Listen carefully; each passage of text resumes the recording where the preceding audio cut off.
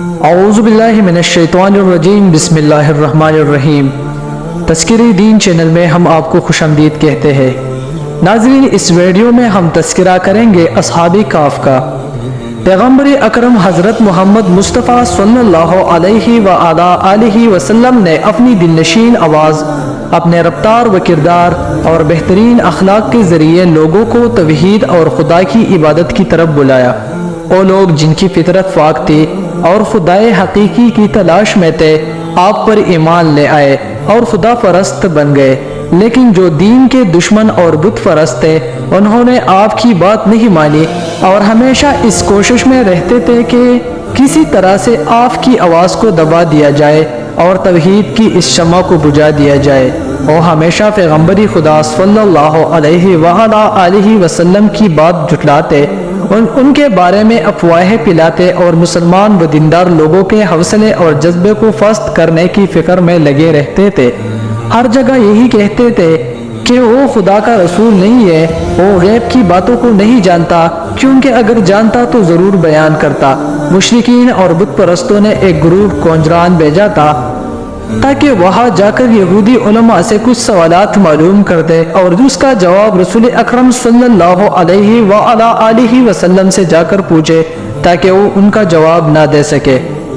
وہ لوگ سوال پوچھ کر مکے واپس آئے اور حضرت محمد مصطفیٰ صلی اللہ علیہ وآلہ وسلم کے چچا جناب ابو طالب سے کہا، تمہارے بھتیجے کا کہنا ہے کہ خدا کی طرف اس پر وحی نازل ہوتی ہے، ہم کچھ سوالات لے کر آئے ہیں، اگر اس نے صحیح جواب دے دیا تو ہم بھی اس کی تائید کریں گے اور اگر جواب نہ دے سکا تو پہلے کی طرح اس کو جھٹلائیں گے۔ جناب ابو طالب نے فرمایا، رسول خدا حضرت محمد مصطفیٰ صلی اللہ علیہ وآلہ وسلم سے جو کچھ پوچھنا ہو پوچھ لو۔ انہوں نے رسول خدا صلی اللہ علیہ وآلہ وسلم سے 3 سوال کیے، جن میں سے ایک سوال اور اس کا جواب ہم یہاں پیش کر رہے ہیں۔ ان کا سوال یہ تھا کہ وہ جوان جنہوں نے ظالم بادشاہ سے ڈر کر غار میں پناہ لی تھی، ان کی داستان کیا ہے، بیان کرے۔ خدا نے اسی وقت سورہ کہف کو نازل کیا جو ان کے سوال کا جواب تھا۔ دقیانوس نے اپنے ظلم و ستم اور فوجی طاقت کے بلبوتے پر بہت بڑی سلطنت حاصل کی اور پھر اپنے لیے بہت ہی عالیشان محل بنوایا۔ غرور تکبر کے ساتھ تخت پر بیٹھا، اپنے لیے کچھ وزیر اور کچھ محافظ منتخب کیے اور پھر حکومت کرنے لگا۔ کچھ عرصے بعد خدائی کا دعویٰ کرنے لگا اور اپنے دربار والوں اور دوسرے تمام لوگوں سے کہا کہ صرف میری اطاعت اور عبادت کرو اور جو بھی میرے حکم کی مخالفت کرے گا اس کو سخت سزا دوں گا۔ اسی طرح کچھ سال گزر گئے۔ ایک دن جب وہ غرور و تکبر میں مست اپنے تخت پر بیٹھا ہوا تھا، ایک آدمی تیزی سے دوڑتا ہوا آیا اور خبر دی، بادشاہ سلامت، ابھی خبر ملی ہے کہ ایک لشکر تیزی سے ہماری طرف حملہ کرنے کے لیے بڑھ رہا ہے اور سرحد پار کرنے والا ہے۔ یہ خبر سنتے ہی دقیانوس کے چہرے پر ہوائیاں اڑنے لگے اور ڈر کے مارے اس کا چہرہ پیلا پڑ گیا۔ یہ دیکھ کر اس کا وزیر اور دربار والے بھی تعجب میں پڑ گئے کہ ابھی تو اس کو خدائی کا دعویٰ تھا، اب کیا ہو گیا ہے۔ اس کا ایک وزیر سوچنے لگا، دقیانوس خدا ہونے کا دعویٰ کرتا ہے اور لوگوں سے کہتا ہے کہ تمام چیزیں میرے قبضے میں ہے، لیکن وہ خود بھی دوسرے لوگوں کی طرح ایک عام آدمی ہے، کیونکہ وہ بھی کھانے اور پانی کا محتاج ہے، کبھی خوش ہوتا ہے اور کبھی ڈرتا ہے، کبھی جاگتا ہے اور کبھی سو جاتا ہے۔ یہ سب کام تو خدا کے نہیں ہو سکتے اور یہ صفات خدا کے لیے نامناسب ہے۔ کچھ دن بعد اس کے دوسرے دوست اس سے ملنے اس کے گھر آئے اور دقیانوس کے خدا ہونے کے سلسلے میں باتیں ہونے لگی۔ اس نے اپنے دوستوں سے کہا، دوستو، بہت دنوں سے میں اپنے اندر ایک تبدیلی محسوس کر رہا ہوں، گویا میرا بیدار ضمیر مجھ سے باتیں کر رہا ہے یا میری فطرت مجھے نور اور روشنی کی طرف لے جا رہی ہے۔ اس حالت نے میرے اوپر اتنا اثر کیا ہے کہ نہ کچھ کھایا جاتا ہے اور نہ ہی نیند آتی ہے، آخر یہ کیا ہو گیا ہے، ہمیں بھی بتاؤ۔ اس کے دوستوں نے سوال کیا، دوستو، جب میں آسمان کی طرف دیکھتا ہوں اور اس کائنات کی وسعت اور عظمت کے بارے میں غور و فکر کرتا ہوں تو سوال پیدا ہوتا ہے کہ ان چاند، سورج اور ستاروں کو کس نے پیدا کیا ہے جب میں زمین اور دوسری مخلوقات کے بارے میں غور و فکر کرتا ہوں تو سوچتا ہوں یہ سب کیسے پیدا ہوئے ہیں، یہ پہاڑ، صحرا، ہریالی، دریا اور مختلف قسم کے جانور کس نے بنائے، خود یہ انسان کیسے پیدا ہوتا ہے اور پھر کیسے بڑا ہوتا ہے، خود ہم کو کس نے پیدا کیا ہے، پھر تم کس نتیجے پر پہنچے۔ اس نتیجے پر پہنچا ہو کہ دقیانوس ایک کمزور اور ناتواں مخلوق ہے، وہ صرف خدائی کا دعویٰ کرتا ہے، ورنہ حقیقی خدا وہ ہے جو حکیم، عالم اور اس پوری کائنات کو پیدا کرنے والا ہے۔ اس کے دوستوں نے بھی اس کی باتوں پر غور کیا اور پھر سب نے اس کی تائید کی۔ تب انہوں نے طے کیا کہ دقیانوس کے شر سے بچنے کے لیے ہمیں اس شہر سے نکلنا ہوگا، اور آخر کار پورے ارادے کے ساتھ شہر سے باہر نکلے اور ایک بیابان کی طرف چل دیے۔ راستے میں ان کو ایک چرواہا ملا، انہوں نے کچھ دیر اس کے پاس آرام کیا اور اس سے باتیں کرنے لگے۔ پھر جب وہ چلنے لگے تو وہ بھی ان کے ساتھ ہو لیا اور اس کا کتا بھی آ گیا۔ انہوں نے کہا، اس کتے کو اپنے ساتھ کیوں لا رہے ہو؟ وہ ہمارے لیے خطرہ پیدا کر سکتا ہے اور اس کے ذریعے سے دشمن ہم سے باخبر ہو سکتا ہے۔ انہوں نے بہت کوشش کی کہ کسی طرح کتے کو بھگائے لیکن کامیاب نہ ہو سکے۔ پھر چرواہے نے کہا، اسے آنے دو، ہو سکتا ہے کہ یہ ہماری حفاظت کرے، وہ مجھ سے مانوس ہے اور میں اسے خاموش کر سکتا ہوں۔ صحراؤں اور پہاڑوں سے گزرتے ہوئے وہ ایک غار کے پاس پہنچے اور سوچا اس میں ذرا چل کر آرام کیا جائے۔ سب لوگ آرام کرنے کے لیے لیٹ گئے۔ تھکاوٹ کی وجہ سے انہیں فوراً نیند آ گئی اور کتا بھی غار کے کنارے سو گیا۔ یہ غار اتنا بڑا تھا اور اس کا دروازہ اس طرح کا تھا کہ جب سورج طلوع ہوتا تھا تو اس کی کرنیں سیدھی اس غار میں پلتی تھی، اور جب غروب ہوتا تھا تب بھی ایک بار اس میں چمکتا تھا۔ یہ با ایمان اور صالح جوان سالوں تک اسی طرح سوتے رہے۔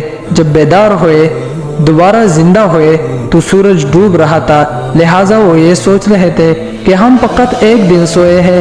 پھر ایک دوسرے سے پوچھنے لگے، ہم کتنا سوئے ہیں؟ صرف ایک دن، بلکہ اس سے بھی کم۔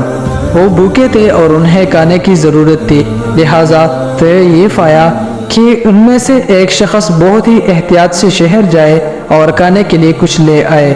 ان میں سے ایک تیار ہوا اور وہ باہر آیا۔ جب باہر آیا تو کیا دیکھا کہ باہر کا پورا نظارہ بدل چکا ہے۔ پہاڑوں پر صرف چند سوکھے پیڑ دکھائی دے رہے تھے اور کچھ نہیں۔ جس راستے سے وہ آئے تھے وہ بھی اسے عجیب سا لگا، اور شہر تو بالکل بدل چکا تھا۔ اسے بہت تعجب ہو رہا تھا اور کچھ سمجھ میں نہیں آ رہا تھا کہ آخر کیا ہو گیا ہے۔ روٹی کی دکان پر گیا، چند روٹیاں اٹھائی اور دکاندار کو وہ پیسے دیے جو ساتھ لایا تھا۔ یہ پیسے تو بہت پرانے ہیں، آج کے زمانے کے نہیں ہے، تمہیں ضرور کوئی خزانہ ملا ہے۔ کیا کہہ رہے ہو؟ یہ پیسے میں چند دن میں پہلے اسی شہر سے لے کر گیا ہوں۔ تم جھوٹ بول رہے ہو، تمہیں ضرور کوئی خزانہ ملا ہے اور تم اسے چھپانا چاہتے ہو۔ ایک پیڑا کٹی ہو گئی اور خبر جنگل کی آگ کی طرح پھیلتی گئی، یہاں تک کہ بادشاہ کے کانوں تک پہنچی۔ اسے بادشاہ کے دربار میں حاضر کیا گیا تاکہ اس سے پوچھ تاچھ کی جائے، کیا تم کو کوئی خزانہ ملا ہے؟ بادشاہ نے سوال کیا، نہیں، مجھے کوئی خزانہ نہیں ملا ہے۔ میں جب اس شہر سے نکلا تو لوگ مجبور تھے کہ دقیانوس کی عبادت اور پرستش کرے۔ واپس اس شہر میں آیا ہو تو سب کچھ بدلا ہوا ہے۔ یہ کہانی شاید تم نے اس لیے گڑھی ہے تاکہ ہم کو بیوقوف بناؤ۔ ہمیں معلوم ہے کہ ہمارے پیغمبر جناب عیسیٰ علیہ السلام نے فرمایا ہے کہ اگر کسی کو خزانہ ملے تو اس کا 5واں حصہ اس سے لیا جائے اور باقی اسی کے حوالے کیا جائے۔ آخر آپ لوگ میری بات کیوں نہیں مان رہے ہیں؟ میں اسی شہر کا رہنے والا ہوں اور جو کچھ کہہ رہا ہوں حقیقت ہے۔ کیا اس شہر میں تمہارا گھر بھی ہے؟ ہاں ہے، آئیے میں آپ کو اپنا گھر دکھاتا ہوں۔ بادشاہ اور کچھ دوسرے لوگ اس کے ساتھ گئے تاکہ دیکھے کیا یہ صحیح کہہ رہا ہے۔ یہاں میرا گھر ہے، جی ہاں یہی گھر ہے۔ دروازہ کٹکھٹایا گیا، ایک بوڑھے آدمی نے دروازہ کھولا اور پوچھا، کون؟ کیا کام ہے؟ بادشاہ نے کہا، اس شخص کا کہنا ہے کہ یہ گھر اس کا ہے اور اس کی کہانی بھی بڑی عجیب و غریب ہے۔ بوڑھے نے پوچھا تو اس جوان نے اپنا نام بتایا اور گھر کی کچھ نشانیاں بتائی۔ وہ بوڑھا اس جوان کے قدموں میں گر پڑا اور اس کے ہاتھوں کو چومنے لگا۔ جو نام آپ نے بتایا ہے وہ تو میرے دادا جان کا نام ہے۔ بادشاہ سلامت، یہ سب وہ بے ایمان جوان تھے جو ظالم بادشاہ دقیانوس کی حکومت سے بھاگ کر شہر سے باہر چلے گئے تھے، یہ سچ کہہ رہے ہیں۔ بادشاہ اور دوسرے لوگ بھی اسی جوان کا احترام کرنے لگے۔ پھر یہ طے پایا گیا غار میں چلا جائے تاکہ دوسرے جوانوں کا بھی دیدار کیا جائے۔ سب لوگ غار کی طرف چل پڑے۔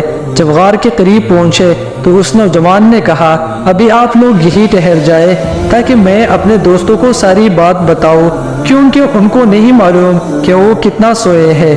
اگر وہ آپ لوگوں کو دیکھیں گے تو یہی سمجھیں گے کہ دقیانوس کی فوج ہمیں گرفتار کرنے آئی ہے۔ وہ دوستوں کے پاس آیا اور کہا، دوستو، کیا آپ جانتے ہیں کہ ہم کتنا سوئے ہیں؟ بتا تو دیا کہ ایک دن، بلکہ اس سے بھی کم نہیں دوستو، بلکہ ہم لوگ 309 سال تک سوئے ہیں۔ دقیانوس بہت سالوں پہلے مر چکا ہے اور اس کے بعد خدا نے ایک پیغمبر بھیجا ہے جس کا نام عیسیٰ علیہ السلام ابن مریم ہے۔ خدا کے حکم سے وہ بھی آسمان پر چلے گئے ہیں اور اس وقت کا بادشاہ اور لوگ سب اسی پیغمبر کے ماننے والے ہیں اور سب لوگ آپ کے دیدار کے منتظر ہیں۔ اس کے دوست تعجب سے اس کی باتیں سن رہے تھے۔ ان میں سے ایک نے کہا، تم کیا کہہ رہے ہو؟ کیا یہ چاہتے ہو کہ ہم لوگوں کے لیے عبرت بنے؟ پھر کیا کیا جائے؟ آؤ سب خدا سے دعا کرتے ہیں کہ دوبارہ ہم کو اسی طرح اپنی بارگاہ میں بلا لے۔ خدا نے ان کی دعا قبول کر لی اور وہ پھر سے ہمیشہ کے لیے سو گئے۔ جب بہت دیر ہو گئی اور وہ باہر نہ نکلے تو بادشاہ اور اس کے سپاہی اس کے اندر آئے۔ دیکھا کہ سب کے سب اس دنیا سے جا چکے ہیں۔ بادشاہ نے حکم دیا کہ اس غار کو ایک عبادت گاہ کی شکل دی جائے تاکہ قیامت تک کے لیے یہ یادگار رہے۔ تو ناظرین، یہ مختصر واقعہ اصحاب کہف کا تھا۔ اگر آپ لوگوں کو یہ ویڈیو پسند آئی ہے اس چینل کو سبسکرائب کریں، بیل آئیکن کو ضرور دبائیں تاکہ آنے والی تمام ویڈیوز کی اپڈیٹس آپ کو ملتی رہے۔ ملتے ہیں اگلی ویڈیو میں، تب تک کے لیے اللہ نگہبان۔